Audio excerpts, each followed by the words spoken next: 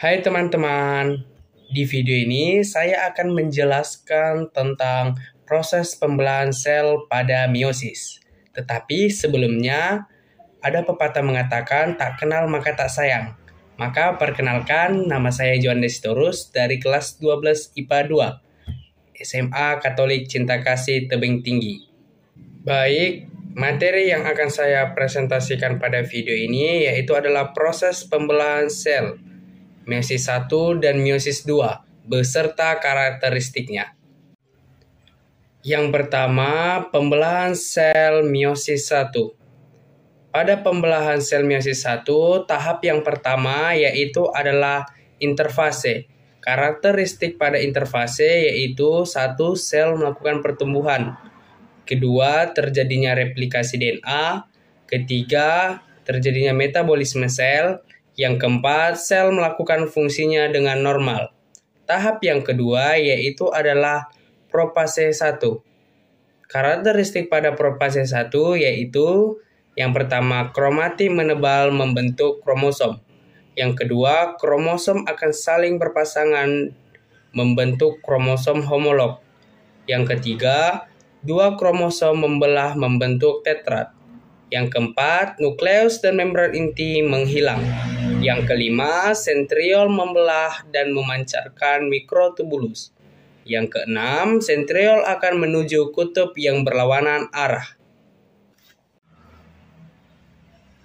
Tahap yang ketiga yaitu metafase 1. Karakteristik pada metafase 1 yaitu yang pertama, sentriol di kedua kutub sel. Yang kedua, kromosom di daerah ekuator. Baik, tahap yang keempat yaitu anafase 1. Karakteristik pada anafase 1 yaitu 1. Kromosom homolog ditarik menuju kutub yang berlawanan arah.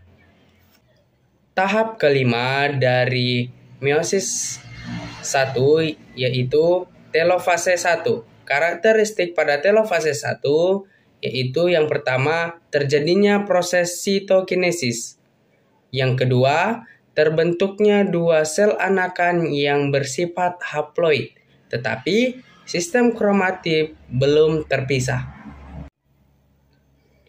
Yang kedua, pembelahan sel secara meiosis 2. Tahap-tahap pada meiosis 2 yang pertama adalah interkinesis. Karakteristik pada interkinesis yang pertama, tahap antara meiosis 1 dan meiosis 2. Yang kedua, tidak terjadinya replikasi DNA. Tahap yang kedua yaitu adalah profase 2. Karakteristik pada profase 2 yang pertama, sentriol mengganda dan memancarkan mikrotubulus. Yang kedua, mikrotubulus mengikat sistem kromatik. Yang ketiga, membran inti menghilang. Tahap yang ketiga adalah metafase 2. Karakteristik pada metafase 2 yaitu yang pertama, sentriol di kedua kutub sel. Yang kedua, sistem kromatik di daerah ekuator. Tahap yang keempat yaitu anafase 2. Karakteristik pada anafase 2 yang pertama, sistem kromatik ditarik menuju ke kutub yang berlawanan arah.